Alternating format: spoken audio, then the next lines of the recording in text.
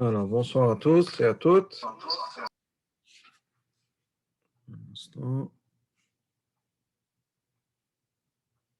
OK. Bon, donc, le cours de ce soir, c'est sur l'Agada, des commentaires, un recueil de commentaires sur l'Agada et sur le Seder. Donc, on va commencer avec le plateau du Seder et la manière dont le plateau est organisé. Comme l'Admour Azeki nous dit, c'est qu'il faut, on va lire le texte dans l'Agada, je regarde donc l'Agada, qui nous dit comme ça. Donc il faut mettre sur la table, Kara, un plateau, les Gimel Matzot, Mulachim Zealze, avec 3 matzot qui sont posées les unes sur les autres. À Israël, la première matzah qu'on va mettre là, donc on a notre assiette, notre plateau, la première assiette qu'on va mettre, la première matzah, la première chose qu'on va mettre, c'est la matzah qui est Israël. Ensuite, à la Lévi, ensuite on va mettre dessus notre matzah qui est le Lévi. À la Kohen, une autre matzah qui est le Kohen. Okay. À l'Av, donc on a 3 matzot. La première chose dont on va parler, c'est pourquoi 3 matzot. Beaucoup de choses, et c'est une question qui est posée par les commentaires, le soir du Seder sont par le chiffre 4. Il y a les 4 questions, il y a les 4 enfants, les 4 fils, les 4 verres de vin, et pourquoi que 3 matzot? Alors, Rami nous explique la différence entre le chiffre 3 et le chiffre 4, et en particulier en référence aux Avot et aux Imaot. Nous savons que nous avons 3 Avot, Avraham, Yitzhak et Yaakov. De l'autre côté des Imaot, nous en avons 4. Sarah, Rivka, Rachel et Léa. Quelle est la différence entre 3 et 4? Ou bien entre l'Avot et les Imaot qui va nous aider à comprendre ça. Les Avot, dans les Sphirot, dans la Kabbalah, ça représente la Sphira de Chochma. Les Imaot, ça représente la Sphira de Bina. Quelle est la différence entre Chochma et Bina? Chochma, c'est le début de la compréhension, le début d'un concept, mais ce n'est pas encore une compréhension qui est à 100%. C'est plutôt la partie de moi qui va se mettre de côté, qui est prête à se connecter à quelque chose qui me dépasse, quelque chose qui est au-delà de moi pour l'instant en tout cas. Bina, c'est la compréhension, c'est quand je saisis. Je donne un exemple. On écoute un shiur, ou on étudie quelque chose, une page de Gemara, un mamar de Chassidut, quel que soit le texte, quel que soit le contexte, quand on étudie quelque chose de nouveau, quelle est la première chose et la chose la plus importante qu'il faut avoir?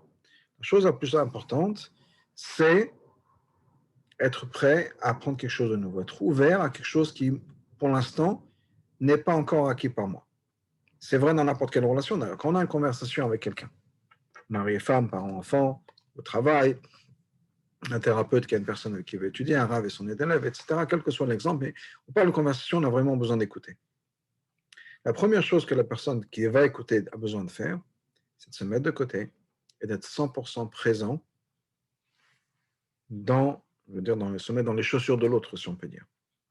C'est-à-dire vraiment être là pour la personne. C'est un abandon de soi. Quand il s'agit d'écouter un shiur, c'est comme être un magnétophone, si on peut dire, on ne fait qu'enregistrer. Il n'y a pas de réflexion, je suis d'accord, je ne suis pas d'accord, est-ce que je comprends, est-ce que je ne comprends pas. Pour l'instant, j'absorbe l'information, je suis à l'écoute. C'est-à-dire que je me mets de côté pour être là pour l'autre, pour écouter. Ça, c'est l'idée de Chokhmah.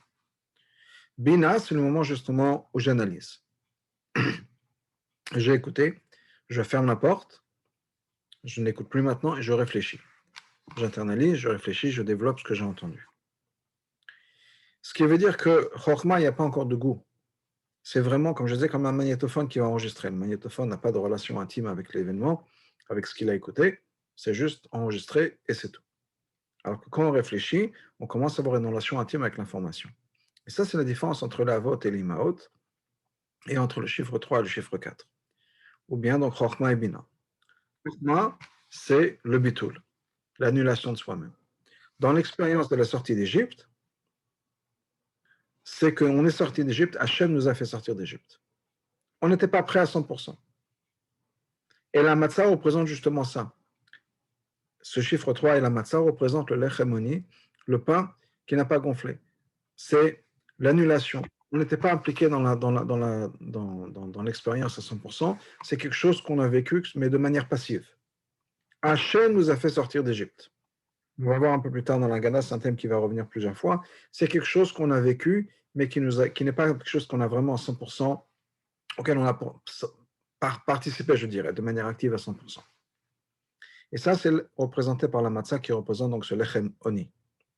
Par contre, le vin, ça a du goût. Le vin, c'est quelque chose qu'on sent, pas comme la matzah qui n'a pas vraiment un goût. Le vin, c'est quelque chose qui a du goût, et chaque vin a un goût différent, etc.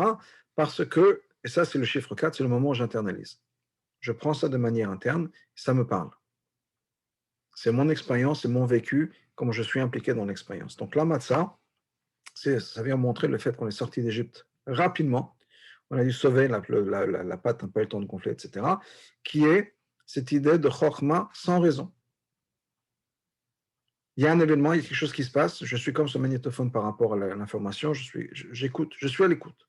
Donc je ne suis pas vraiment présent à 100%, on sort. Tandis que l'idée de Bina, l'idée des 80, encore une fois, c'est les 4 coupes, c'est pourquoi le chiffre 4, ça représente Bina, ça représente le moment où je suis investi, je comprends, et j'y participe de manière active. Donc c'est pour ça qu'on a 3 matzot. Donc la première chose qu'on a, c'est ces 3 matzot, et la manière dont l'Admor Zaken nous l'explique, c'est d'abord le Israël, ensuite le Lévi, ensuite le Kohen. Alors pourquoi est-ce qu'on a ces 3? Bien sûr, on connaît les gens importants qui ont fait partie de la sortie d'Égypte. Moshe et Aaron, Moshe c'est un Lévi, Aaron c'est le Kohen, bien sûr le peuple juif. Et c'est marqué dans un ordre, il y a des ordres différents qui sont mentionnés, mais l'ordre dans lequel c'est marqué dans l'Admor Zaken, c'est d'abord Israël, ensuite Lévi, ensuite Kohen, qui est l'ordre, ça nous donne Yeler. Yeler, ça veut dire on avance, la progression, l'idée de progression. Donc, on a ça. On continue les instructions. Ensuite, on a l'Eimin Azroa. Du côté droit, on a le Zroa. Le Zroa, ça correspond bien sûr au Korban Pessah. On fait attention de ne pas prendre quelque chose qui ressemble au Korban Pessah, donc on prend la coutume Chava, c'est de prendre un coup de poulet, parce que le poulet, ce n'était pas quelque chose qui pouvait marcher pour le Korban Pessah. Et c'est du côté droit, ça représente le Zroa Netouya, ça représente cette arme étendue, ce bras étendu, dont on parle entre autres aussi à la sortie d'Égypte. On va en reparler à Kriyat Yamsouf, au moment de la traversée de la mer Rouge. On parle de la main droite, Yemin Hashem, la main droite qui nous a sorti, qui nous a fait tous ces miracles, etc. Donc ça, c'est les Zohar. Kenegdo le la betza. De l'autre côté, du côté gauche, on a l'œuf. Alors, il y a tout un tas de raisons pour lesquelles on prend un œuf. Alors, tout d'abord, pourquoi est-ce qu'on prend un ingrédient, un autre aliment? L'autre aliment représente le Korban Chagiga qui était amené au Beth Amikdash. Donc, on a le Korban Chagiga, donc un autre sacrifice, et donc on a besoin d'avoir un autre aliment qui représente ce sacrifice. Pourquoi un œuf? Alors, une des choses, l'œuf, on sait que c'est un signe de deuil. Alors, c'est une chose qui nous rappelle le deuil, c'est-à-dire la destruction du Beth Amikdash. Entre autres, on sait que le jour de Pessah, c'est aussi le même jour que Tisha B'Av. Donc, ça nous rappelle donc la destruction du Beth Amikdash. Et c'est aussi le deuil, la veille de Pessah, c'est la Iloula de Avraham Avinu, qui est mort Erev Pessah. Et donc, en mémoire de ça, on prend cet œuf-là le soir, après l'enterrement, si on peut dire, d'Avraham Avinu, on mange une nourriture qui est une nourriture d'endeuillé, une nourriture ronde, qui représente donc le cycle de la vie. Une autre raison, c'est que on nous a dit, c'est marqué dans le Passouk, à propos de l'expérience qu'on a eue en Égypte, Kacher Yanu Oto Kanibe Prenifrots. Plus on nous a fait s'ouvrir, plus on a grandi, plus on est devenu fort. Et l'œuf a cette qualité. Beaucoup de choses, plus on les cuit, plus elles deviennent molles. L'œuf, au contraire, plus on le cuit, plus il devient dur.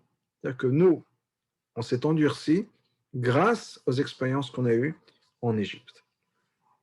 Donc ça, c'est des raisons pour l'œuf.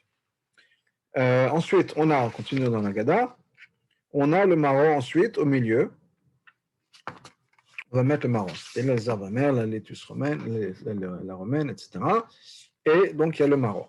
Et le rabbi nous pose la question, qui est une question qui est marquée dans le livre de Kabbalah. Le marron, ça représente l'amertume, les choses dures. Normalement, ça aurait dû être du côté gauche, puisque d'après la Kabbalah, le tzad, le côté gauche, ça représente justement l'idée de gvura, sévérité, dureté, amertume. Mais ce que le rabbi nous explique, c'est pourquoi est-ce que c'est au milieu, ça représente la rachamim, la merci de Dieu, la miséricorde de Dieu. C'est parce que le but de toutes les choses difficiles qui arrivent dans notre vie, c'est pas juste qu'elles soient difficiles.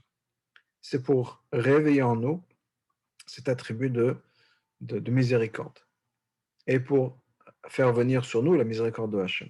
Donc, le maror, même si c'est dur, c'est amer, et ça aurait dû être du côté gauche, mais étant donné que le but de ces herbes amères, de l'amertume, de toutes les choses difficiles qu'on a dans la vie, c'est pour la rachamim, pour la miséricorde de Hachem, alors dans ce cas-là, ça a sa place au milieu. Ensuite, on continue sur les choses du Seder. On a, sous l'œuf, on a le karpas. Karpas, qui est, pardon, j'ai oublié une partie. Sous le Zohar, on a le chaoset. Donc, chaoset, j'ai du côté droit. Chaoset, j'ai du côté droit. Le chaoset, nous explique le Rabbi, c'est quelque chose qui représente l'humilité. Ça représente aussi la sortie d'Égypte, ça représente aussi l'esclavage, mais on ne fait pas une bracha sur le chaoset. On n'en parle même pas dans les simanim du Seder. Il n'y a pas de mention du chaoset. Le chaoset, ça représente l'humilité. Kabbalatol. Et d'ailleurs, c'est fait à base de fruits qui sont représentatifs du peuple juif. La pomme, la poire et les noix, ce sont des choses qui sont mentionnées dans les psukim en relation au peuple juif. Donc on parle de la beauté du peuple juif qui a, à travers l'exil, continué sa relation avec Hachem. Ensuite, donc, on a le chaoset. Ensuite, de l'autre côté, sous l'œuf, on a le karpas, qui est un légume. Alors, il y a plusieurs raisons pour lesquelles on a le karpas. Bien sûr, il y a une chose que le Rabbi ramène dans Sagada. Karpas, c'est fait des mots, c'est fait des lettres Chaf, Resh, P, puis un Samer. Chaf, Resh, P, ce sont les mêmes lettres que Perach, Avodat, Perach, qui sont les travaux forcés, les travaux durs qu'on a eus en Égypte. Puis, suivi de Samer. Samer, c'est Shishim, la Gematra de 60, qui est une référence aux 60 fois 10 000, 60 myriades du peuple juif qu'on a. Donc, on est 60 fois 10 000, donc 600 000 juifs qui ont vécu cet esclavage et qui sont sortis d'Égypte. Karpas, c'est aussi fait de deux mots, kar et pas. Kar, nous dit la Mishnah, c'est l'abréviation du mot de mechira, qui veut dire la vente. Donc, kar, c'est mechira, et pas, c'est une ligne, une rayure. C'est une allusion à la vente de Yosef à cause du manteau avec les rayures, qu'il y avait de plusieurs couleurs. Donc, karpas, c'est une allusion à la vente de Yosef, qui a été vendu par ses frères à cause donc justement de ce manteau que Yaakov avait fait. Et étant donné qu'il est arrivé en Égypte, c'était le début de l'exil d'Égypte, a commencé avec Yosef. Donc ça, c'est l'idée du karpas. Tachat amaro, et sous le marron, on a le chazet, avec lequel on fait le korech, on fait le sandwich. Okay. Qu'est-ce qu'on a d'autre? On a bien sûr les 4 coupes de vin qu'on va boire. Okay. Alors, l'explication la plus connue est que ça correspond aux 4 expressions de Géoula qui sont mentionnées dans la Torah, qui sont Veotseti, je vais faire sortir, Vetsati, je vais sauver, Vegati, je vais libérer, Velakarti, je vais prendre le peuple juif. Okay. Et donc, correspondant à ces 4 expressions, on a 4 verres de vin. Et une autre explication, c'est aussi une allusion à la Géoula, le fait qu'on est sorti, on est devenu libre, parce que si on fait la gematra de Kos 4 fois, Kos c'est 86, 4 fois, ça nous donne le mot de Cheut. Okay. Pourquoi est-ce qu'on prend du vin rouge? Parce qu'effectivement, il est mentionné que ce soit du vin rouge pour le soir de Pessah.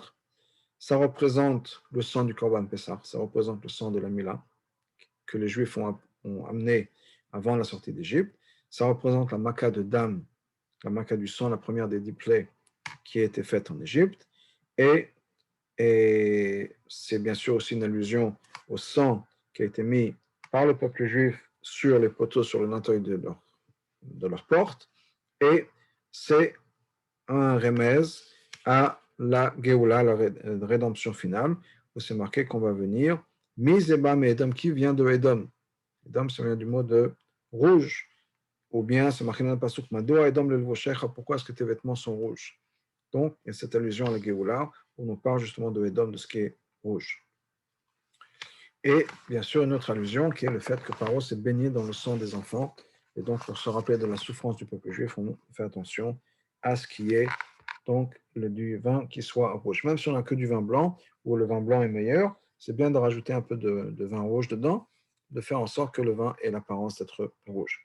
En tout, on a 3 matzot, 6 ingrédients sur le plateau du seder, plus la kara, plus le plateau en bas, et ça va nous donner 10 choses, 10 éléments qui correspondent bien sûr aux 10 sphirotes, qui sont la manière dont l'interaction d'entre Hachem et le monde. Donc on a tout ça, toutes ces 10 sphirotes qui sont donc la manière dont on peut amener Hachem dans ce monde-là. D'ailleurs, ce qu'on va faire, c'est que le plateau, bien sûr, c'est un récipient, mais la coutume Chabad est que pour les matzot qu'on va prendre, les matzot Shmorot, on essaye, si possible, d'avoir des matzot qui ressemblent un peu à un bol, c'est-à-dire elles sont un peu concaves, parce que justement, elles vont absorber toutes ces lumières de Hachem qui vont se venir, toutes ces sphirotes qui vont venir se révéler, et à travers le Seder, on va révéler tout ça.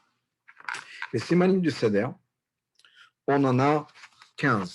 Il y a 15 simanim si on met de côté Nertza. Nertza, ce n'est pas une chose à faire, ce n'est pas une étape dans laquelle on a quelque chose à faire vraiment, c'est le résultat. Quand on a fait tout ce qu'on aura dû faire, alors là, Nertza, ça veut dire que Hachem accepte notre Seder. Donc, en mettant de côté Nertza, il y a 15 choses à faire, 15 étapes à faire. Ces 15 étapes-là, d'abord, c'est important de les dire, sont marquées dans le Sidour, il y a un ordre particulier. Donc, on les dit Kadesh, Wachatz, Karpatz, Yachatz, Magid, Rachza, Motzi, Matzah, Maror, Koher, Shulchan Orer, Safun, Berach, Halel et Nertza. Donc, 15, ça correspond au nom de Dieu qui est le Yud, puis He.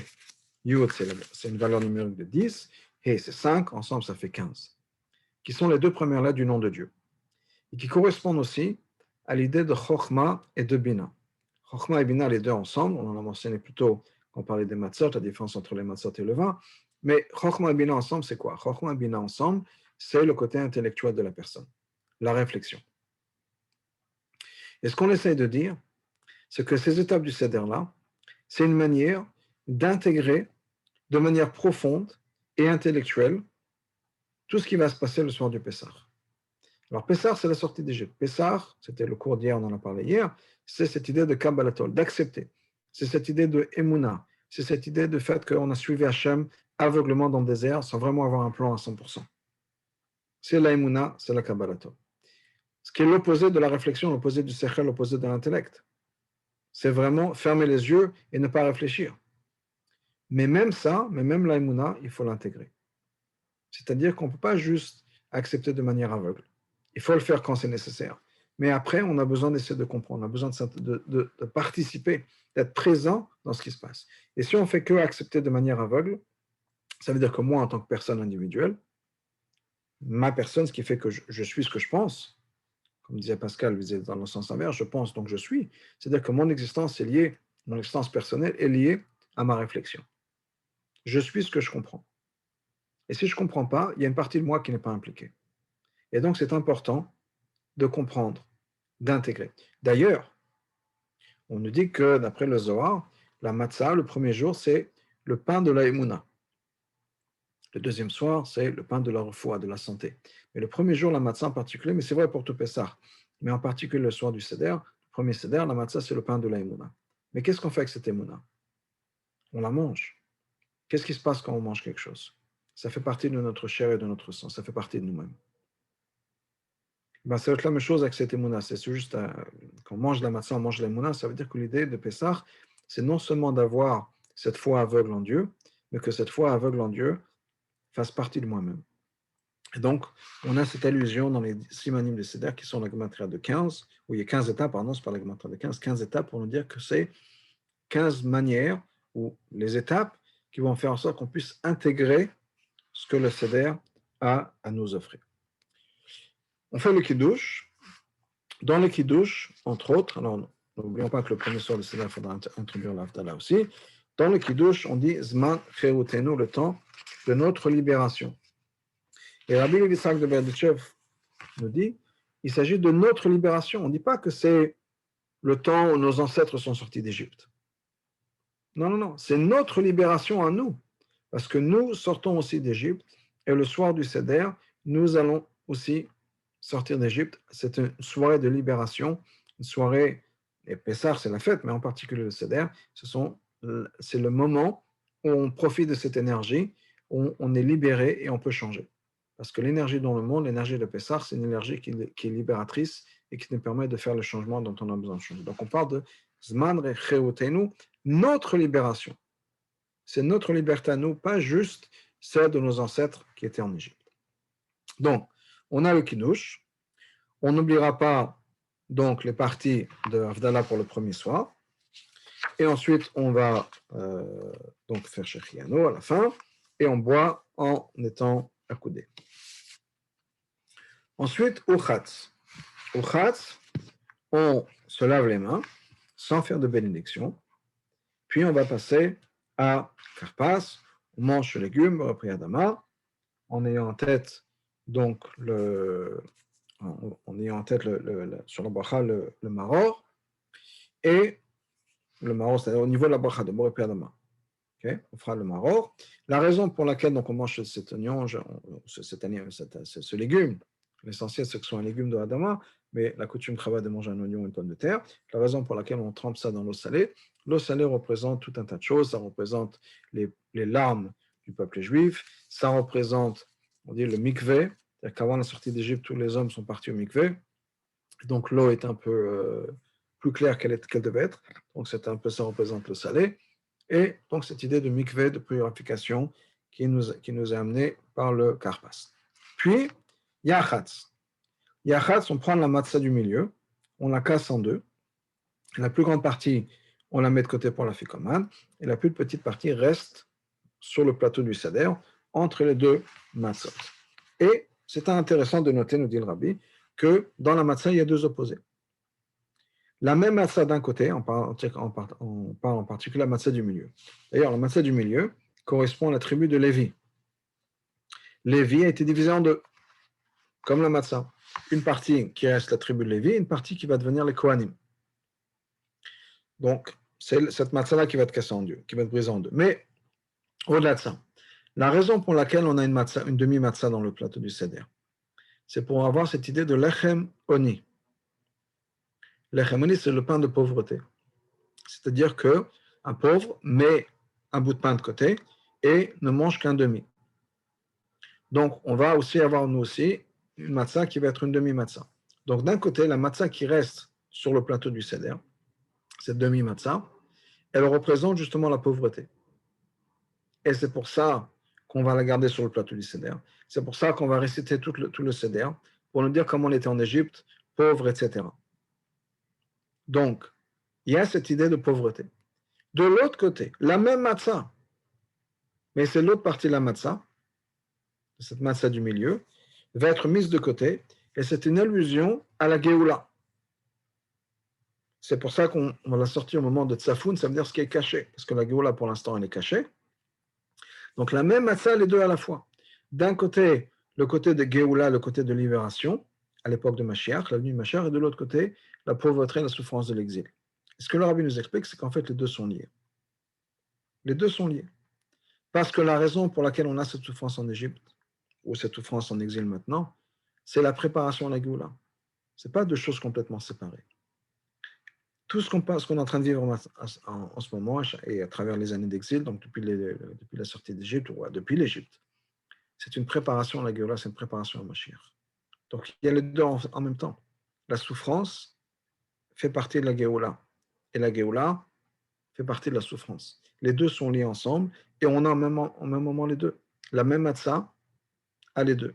L'exil, l'amertume de l'exil, et en même temps, on est en train de se rapprocher de la Géoula. Okay, donc on a mis les deux de côté, juste au niveau de la coutume, encore une fois, de mettre la ficomane, on les met on l'emballe, 5 morceaux, on le casse à demi-matzah en 5 morceaux, on met ça entre les oreillers qu'on a du côté. Et la Haggadah dit par Magid, on commence avec Magid. C'est marqué dans la Haggadah, l'Admor HaZaken nous dit la chose suivante. On soulève le plateau avec les matzot. On fait ça avec le plateau avec les matzot. la coutume Chabad, qui est la coutume des rabbis de Chabad, est de ne pas lever le plateau, mais au contraire, ou pas au contraire, mais de laisser le plateau sur la table et de découvrir les matzot. Et le rabbi explique quelque chose d'intéressant, de fascinant. Il a dit, qu'est-ce que ça veut dire? Ça veut dire que notre travail qu'on a besoin de faire, le travail des rabbins en particulier, c'est quoi? C'est de faire venir la Shrina, la présence de Dieu ici sur terre, en bas. Pas de faire en sorte que la Shrina va dans les mondes spirituels, qu'on va lever les matzot. Non, non, non. Les matzot restent sur la table, les matzot restent là où elles sont, elles restent dans notre monde, dans nos dimensions à nous, et on va amener la Kedusha ici sur terre. Bien sûr, il faut avoir le pouvoir des tzadikim pour pouvoir faire ça, le pouvoir des rabbins, parce que ce n'est pas nous qui pouvons décider de donner des choses comme ça sur terre, mais grâce à leur aide, l'idée c'est justement de ne pas quitter ce monde-là, passer une dimension spirituelle, d'avoir laissé les pieds bien sur terre et d'amener la Géoula, d'amener la révélation de Hachem ici sur terre. Ensuite, on continue l'Agada et on dit le Helachmania d'Achlovatan Balamsin. Voici le pain de pauvreté, le pain de misère que nos parents ont mangé en Égypte. Maintenant, on va le dire plus tard dans l'Agada, quand on arrive au paragraphe de Matzazou, la matzah. On dit pourquoi est-ce qu'on mange la matzah? Parce que le pain n'a pas eu le temps de monter, la pâte n'a pas eu le temps de monter quand nos ancêtres sont sortis d'Égypte. C'est-à-dire qu'ils n'ont pas mangé la matzah en Égypte.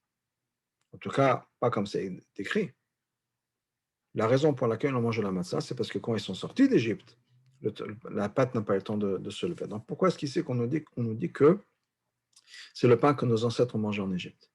Et ce que le rabbin nous explique, c'est que, en fait, et on l'a mentionné plus tard, et c'est un thème qui est important de comprendre, c'est que la sortie d'Égypte, c'était quelque chose dans lequel on était passif. On n'était pas prêt pour ça. Il n'y avait pas le choix, il fallait qu'on sorte. On ne pouvait pas rester. Mais dans notre tête, on n'était pas prêt.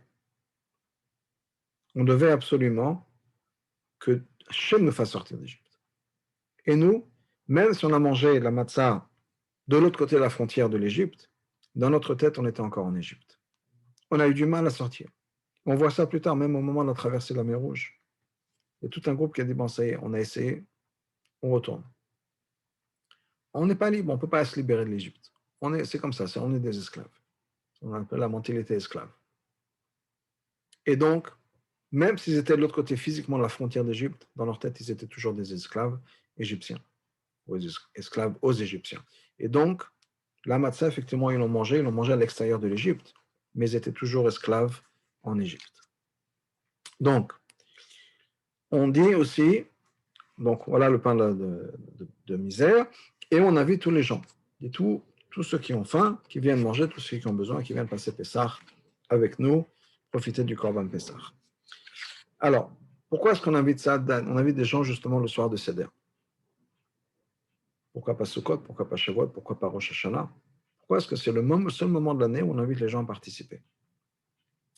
Et ce qu'on nous explique, ce que le Rabbi explique, c'est que une des choses qui est la plus difficile à faire dans notre vie, c'est se libérer de soi-même.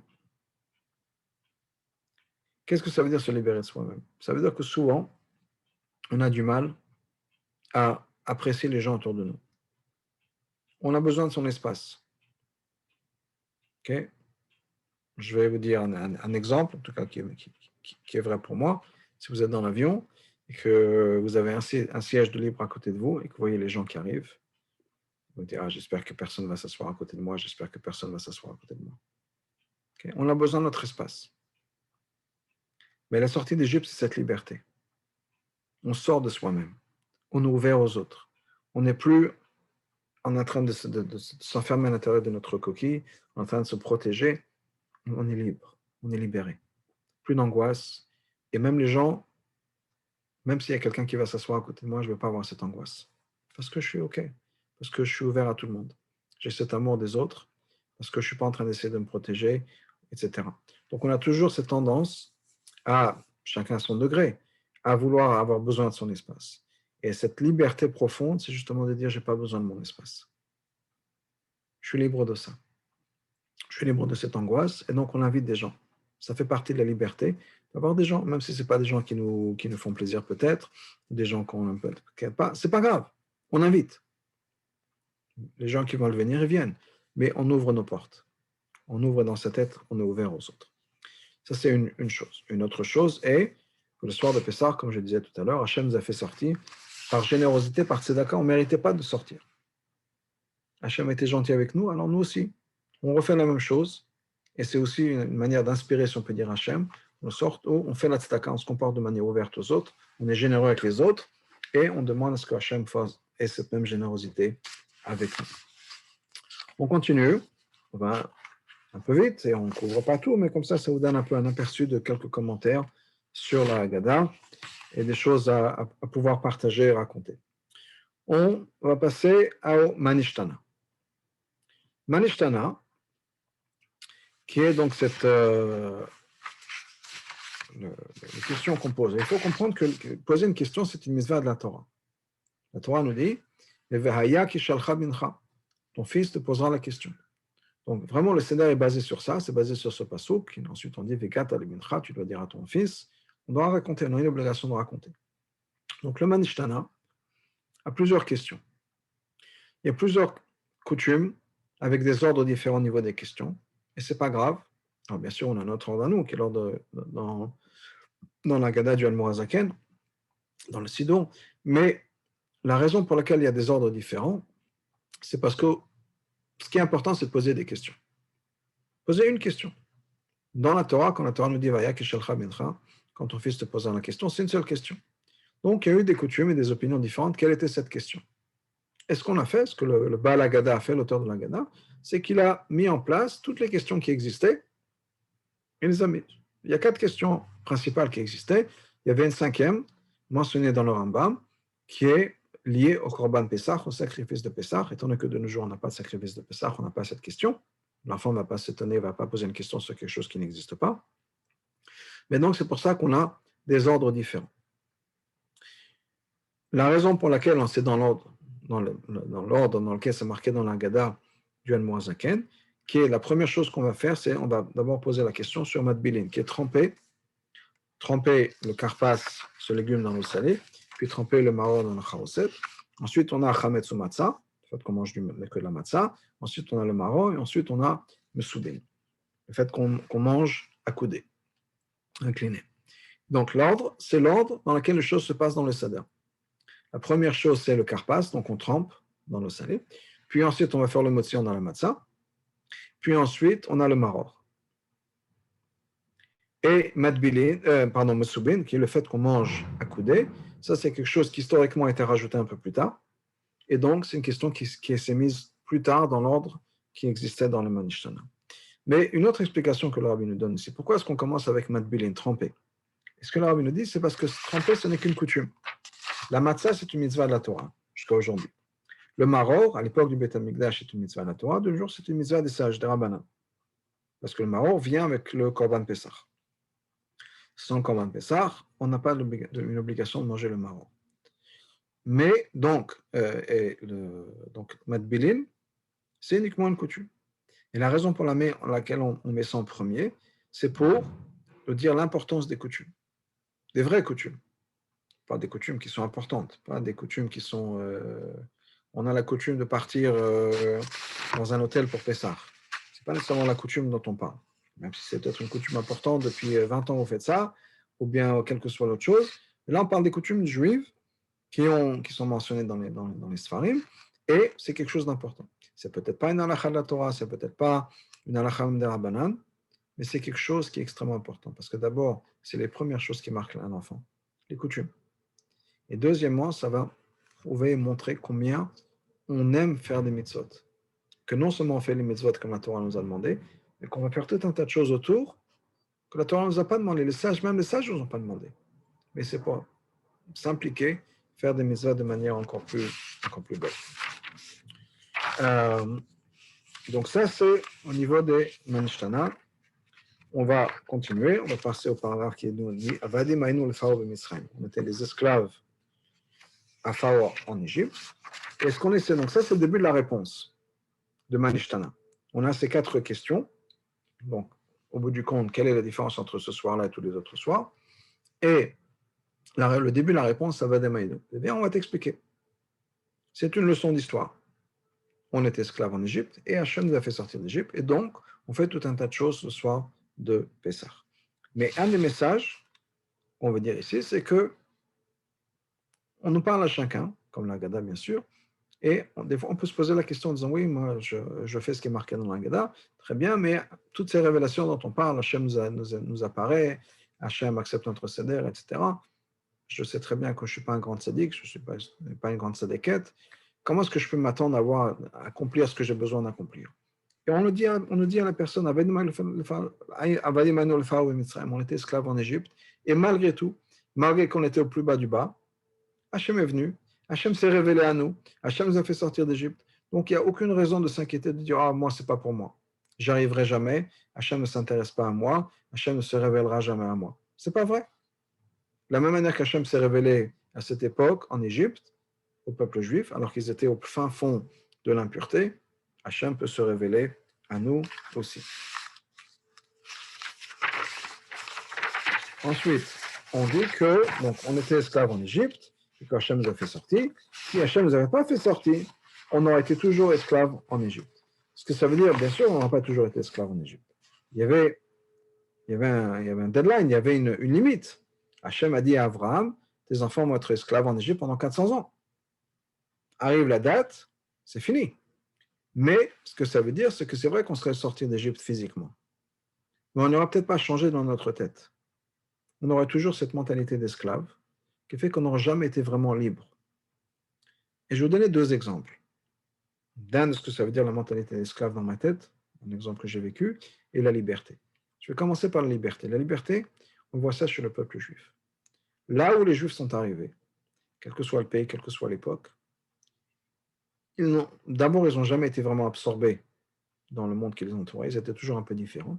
Mais au-delà de ça, ils se sont toujours et tout de suite sentis libres dans le sens où on est capable de changer l'environnement dans lequel on se trouve.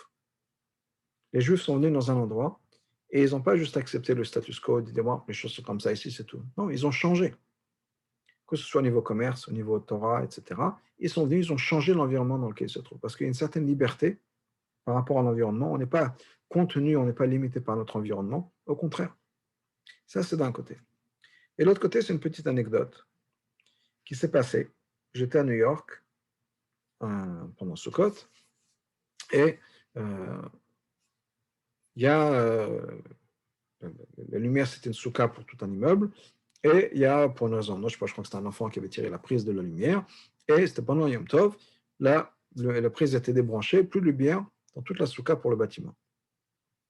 Donc ils ont cherché quelqu'un dans la rue. Il y avait un monsieur, un monsieur noir, je mentionne ça parce que c'est important dans l'histoire, je pense, donc ils ont trouvé un vieux monsieur qui passait, ils lui ont demandé s'il vous plaît, est-ce que vous pouvez remettre l'électricité. Donc il l'a fait, ce monsieur est venu, il l'a fait, puis il est resté un peu quelques minutes à bavarder, il y avait une petite fille à côté. Et ce monsieur qui était, donc je pense, quelqu'un dans la cinquantaine, soixantaine, un adulte, qui voit cette petite fille, il dit viens, on va jouer ensemble. Il dit ok. Et il lui dit qu'est-ce qu'on va jouer? Il a dit voilà, toi tu vas être la patronne, et moi je vais être l'employé, l'ouvrier. Et ça m'a tellement choqué qu'un monsieur de 60 ans, de la soixantaine, voit une petite fille, et que dans sa tête, ce n'est pas lui qui soit le patron et elle l'ouvrier, c'est le contraire.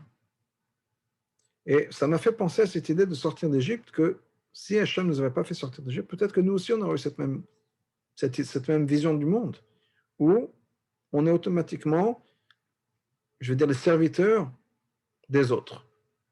Même si l'autre, c'est un enfant de 5 ans. C'est pas grave, je suis soumis. Et Hachem nous a fait sortir d'Égypte, c'est-à-dire qu'on ait vraiment une vraie liberté et qu'on n'est jamais soumis à personne, quelle que soit la situation. Alors, il y a des situations qui sont difficiles, malheureusement, à travers l'histoire. On n'a jamais été soumis à personne.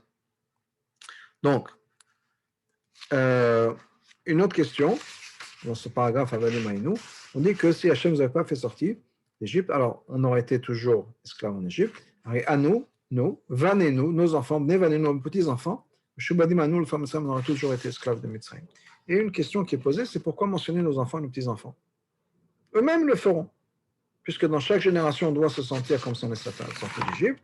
De la même manière que mes parents à moi ont récité ça, donc ils parlaient de moi aussi, puisque mes parents et mes grands-parents parlaient de leurs enfants leurs petits-enfants, ils parlaient de moi, mais moi aussi je dois le faire.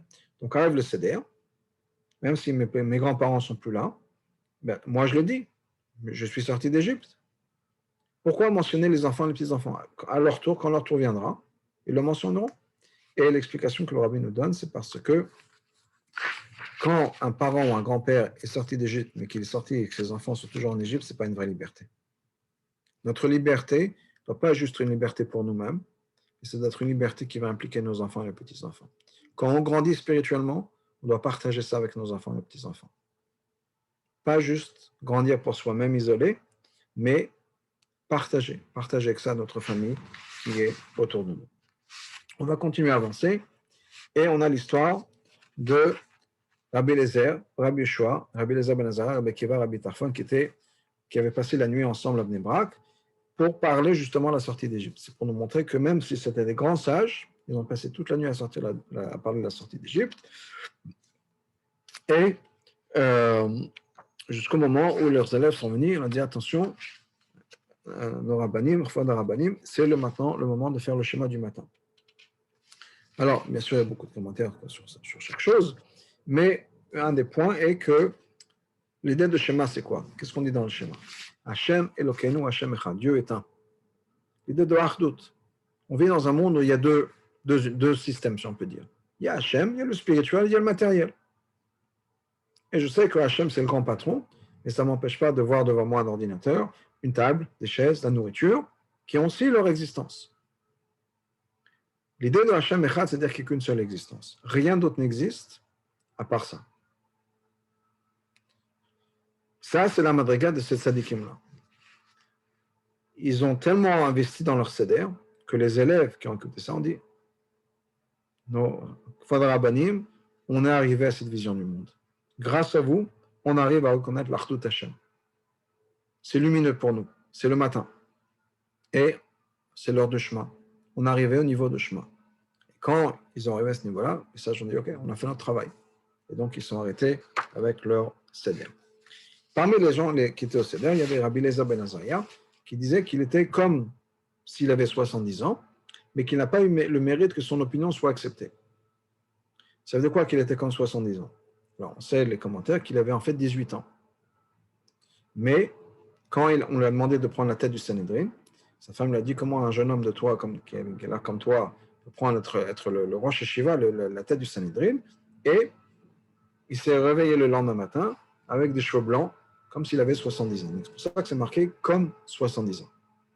Mais en fait, il avait 18 ans. S'il avait 18 ans, qu'est-ce qui s'attend? Pourquoi est-ce que se plaint en disant ouais, j'ai comme 70 ans et personne n'accepte mon opinion? Monsieur, tu as 18 ans. C'est vrai que l'extérieur, tu as l'air d'avoir les cheveux blancs, etc. Mais c'est pas que ça fait 50 ans que tu essaies de faire passer cette opinion. Tu es un jeune homme de 18 ans. Donc, qu'est-ce que ça veut dire? Ça veut dire la chose suivante. Dans le Harizal, nous dit que quand Rabbi Eliezer ben Azariah a dit qu'il avait 70 ans, ça veut dire quoi? Il avait 18 ans, mais c'était le Gilgul, c'était la résurrection de Shmuel Hanavi qui avait 52 ans. Shmuel Hanavi, il avait 52 ans quand il est décédé. Il a été Midgalgaïd, il a été réincarné dans Rabbi Eliezer ben Azariah, arrive maintenant à l'âge de 18 ans, ça fait 70 ans de vie, 52 une vie précédente et 18 de maintenant. Donc Rabbi Eliezer ben Azariah dit, j'ai quand même avec mes antécédents, c'est-à-dire avec les années de Shmuel, mon opinion a dû être acceptée. Qu'est-ce que ça veut dire? Ça arrive que des fois dans notre vie, on a des difficultés. On se dit, c'est trop pour moi. Il faut savoir qu'on peut avoir de l'aide de nos vies antérieures, de la personne qu'on était dans nos vies antérieures, et cette aide-là peut nous aider à surmonter des épreuves qui nous apparaissent trop difficiles pour nous. Ensuite, on nous dit que le Chachamim, juste pour finir ce paragraphe, Chachamim nous disent Yemei chayecha olam hazeh, kol yemei chayecha, tous les jours de ta vie, c'est pour inclure les jours de Mashiach. C'est-à-dire que Rabbi Eliezer ben Azariah nous a dit qu'il y a un pasuk qui nous dit la chose suivante. D'où est-ce qu'on sait qu'on doit mentionner la sortie d'Égypte la nuit? C'est-à-dire d'où est-ce qu'on sait en fait qu'on doit parler du paragraphe des tzitzit dans le schéma le soir, dans Arvit? Parce que ça parle de la mitzvah des tzitzit, les tzitzit on ne les met pas la nuit. Donc est-ce qu'on parle du paragraphe de schéma de tzitzit la nuit?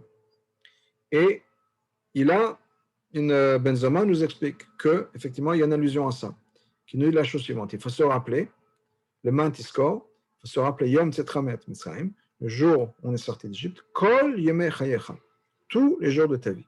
Et Benzama nous dit la chose suivante. Si le pasuk nous avait dit Yemei Chayecha, les jours de ta vie, il faut se rappeler la sortie d'Égypte, les jours de ta vie. Ça veut dire les jours de la vie, les jours et pas les nuits.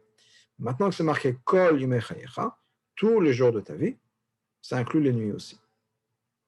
Ça, c'est donc un soutien à l'opinion de Rabbi Eliezer ben Azariah. Les Chachamim, qui n'étaient pas d'accord avec Rabbi Eliezer ben Azariah, avaient une autre lecture de ce pasuk.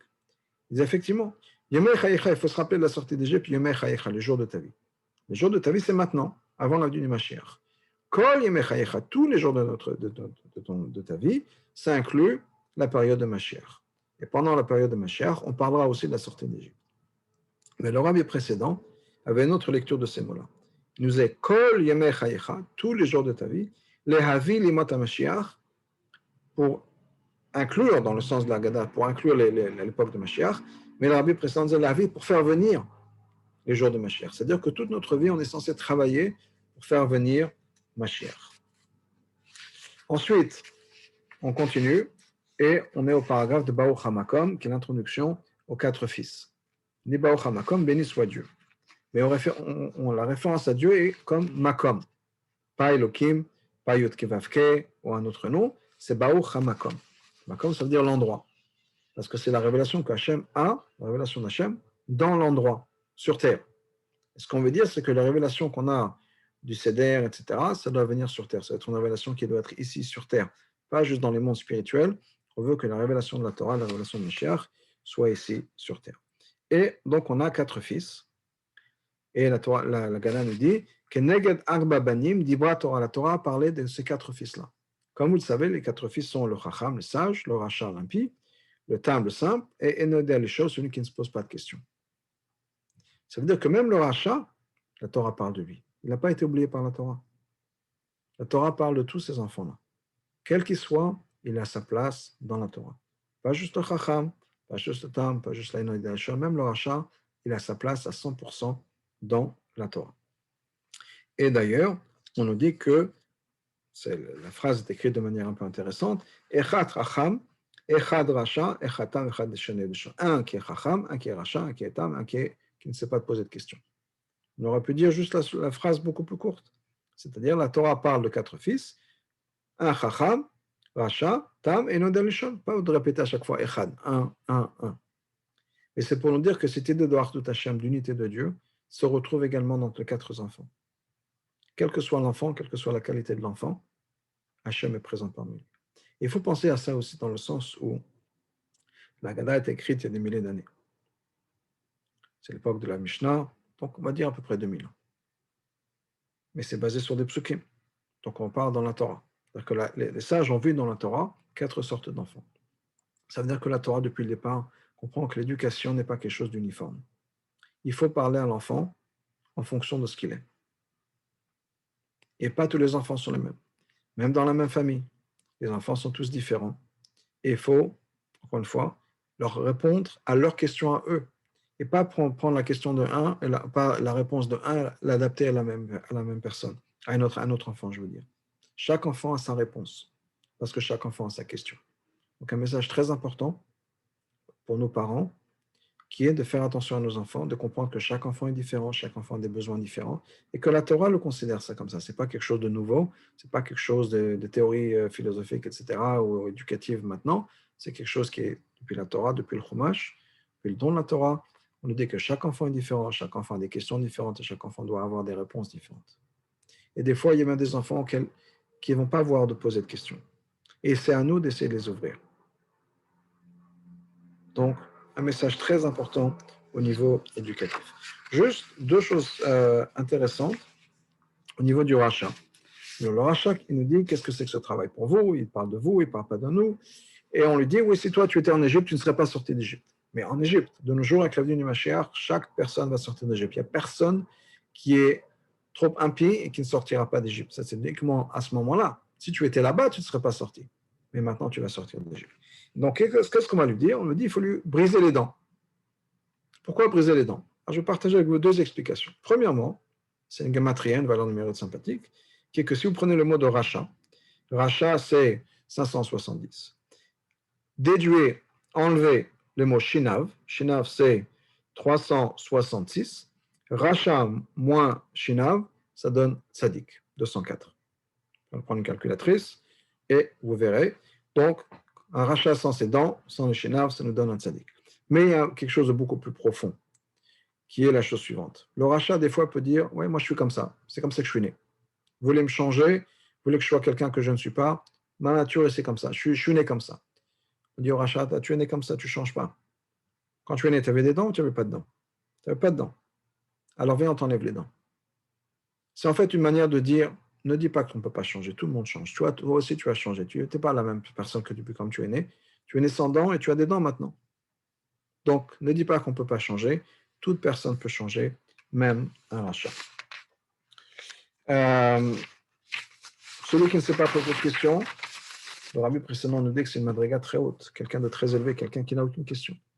Même s'il a souffert à travers l'exil, même s'il a passé tout un tas de souffrances, il n'a pas de questions. Il ne questionne pas Hachem, il accepte ce qu'on lui dit. Et donc, en quelques petits points, on arrive à la fin de notre heure. On remercie Hachem. On est dit dans le Hachem à Baruch Shomer Avtarto l'Israël que Hakadosh Baruch Hu Chishev et Haketza, Hakadosh Baruch Hu a calculé la fin de l'exil. Et donc, on remercie Dieu, Baruch Hashem, qu'il y a une fin à l'exil. Pourquoi est-ce qu'on dit Baruch Hashem qu'il y a une fin à l'exil? Le rabbi précédent dit parce que pendant l'exil, Hashem a tellement de plaisir de voir combien notre relation avec lui est importante. Parce qu'on souffre, ça aurait été tellement plus facile de tout abandonner. Et pardon, à travers l'histoire, le peuple juif s'est sacrifié pour Hashem. On fait tellement d'efforts. Même aujourd'hui, Baruch Hashem, on n'a pas besoin de donner nos vies, mais on fait des efforts. C'est pas facile. C'est pas facile de prendre du temps avant Pessah, d'écouter un shiur. C'est pas facile, au lieu de regarder un film, de lire un livre, d'écouter un shiur. Il y a des choses, des sacrifices qu'on fait. Mettre les enfants dans les écoles juives, ça coûte beaucoup d'argent, etc. On fait des sacrifices. Mais Hachem a tellement plaisir de ça qu'il peut dire, on pourrait avoir la galoute qui dure des milliers d'années. Donc, dit Baruch Hachem, il y a une fin à cet exil. Et même si Hachem a beaucoup de plaisir des efforts qu'on fait, ça va arriver à une fin. Et on va finir avec ça, avec les makot, qui sont la première maca, c'est la maca de sang. Le rabbi explique pourquoi, parce que l'Égypte, c'était quelque chose de froid, calculé. C'était les grands scientifiques de l'époque. Et la première chose, c'est de donner un souffle de vie à cette relation qu'on a avec Hachem. Le sang, c'est la vie. Et donc, de ne pas être juste calculé, froid, mais d'être rempli de vie, de chayut, de passion. Le sang, c'est la passion, c'est la vitalité. Être rempli de passion pour notre relation avec Hachem. Le deuxième maca, c'était les grenouilles. Les grenouilles, elles viennent de l'eau. C'est un élément froid, mais c'est déjà des animaux, donc c'est moins froid. Mais elles ont eu cette Messirut Nefesh, elles se sont dédiées et dévouées pour rentrer dans tous les endroits en Égypte, même dans les fours. On a dit que dans les fours, il y avait des grenouilles partout. Les fours et la grenouille, ça ne va pas ensemble. La grenouille, elle a besoin d'un endroit qui est froid et humide. Un four, c'est chaud et sec. Mais ces grenouilles-là, ont Messirut Nefesh, ont donné leur vie pour Hachem, aller faire quelque chose qui est contraire à leur nature. Et c'est la deuxième leçon. Premièrement, être un peu passionné, avoir un peu de vitalité dans ce qu'on fait. Et deuxièmement, être prêt à se sacrifier pour ce que Hachem nous demande. Dernier point, s'il nous reste encore une minute, qui est les différentes makotes. On a dit que les sages ont une discussion combien de makotes il y avait en Égypte, combien de makotes il y avait sur la mer Rouge. Il y en a qui nous dit que c'était 10 makotes en Égypte, et en Égypte, on nous dit que les makotes, c'était le doigt de Dieu. Puis sur la mer Rouge, on parle de la main de Dieu. Donc, le calcul, c'est très simple. Si un doigt fait 10 makotes, une main, c'est 5 fois plus, c'est 50 makotes. Puis vient l'opinion de Rabbi Eliezer. Donc, c'est l'opinion de Rabbi Yossi. Rabbi Eliezer dit non. Chaque maca, en fait, était composé de 4 niveaux. Chaque maca faisait 4 choses. Et donc, en Égypte, ce n'était pas 10 makotes, c'était en fait 40. Donc, sur la mer Rouge, c'était pas 50, mais 200. Bien, Rabbi Akiva, il dit en fait non, chaque maca était fait de 5 éléments, 5 degrés. Donc en Égypte, 50, et sur la mer Rouge, c'était 250. Pourquoi est-ce qu'on cherche à multiplier les makotes? Alors, premièrement, au niveau le plus technique, Hachem nous a promis que toutes les makotes qu'il a mis sur l'Égypte, il ne les enverrait pas sur nous. Donc plus il y a de makotes qui sont arrivées qui leur sont tombées sur la tête, moins nous on en aura. Mais au-delà de ça, c'était à quel degré l'Égypte était impure. C'est-à-dire, on sait que le monde est composé de 4 éléments. Le feu, l'eau, la terre et l'air. D'après Rabbi Yossi Aglili, les Makot, l'Égypte était corrompue, mais sur la surface. Mais Rabbi Eliezer, il dit non, c'était plus que la surface. Les 4 éléments étaient déjà corrompus, étaient pollués. Et donc, il fallait les nettoyer en profondeur. Rabbi Akiva dit ça va encore plus loin. Parce que même ces 4 éléments ont une source, le 5e élément, cet élément essentiel, qui est la source de ces 4 éléments même. Donc, d'après Rabbi Akiva, l'Égypte était polluée, corrompue au plus profond, à ce 5e élément. Et donc, le nettoyage dont on avait besoin, c'est un nettoyage en profondeur, qu'il a fallu qu'on nettoie, si on peut dire, qu'on purifie ces 5 niveaux-là. Et donc, chaque maca est en fait de 5 makot. Voilà. Donc, un aperçu de quelques commentaires sur la Gada. En tout cas, encore une fois, l'essentiel, c'est qu'on ait donc un bon seder, Nirtza, qu'Hachem accepte notre seder, et qu'on puisse sortir de cet exil et vivre la vraie Géoula avec l'avenue du Mashiach très très bientôt. Au revoir, Chag Sameach, Pesach Kasher Vesameach.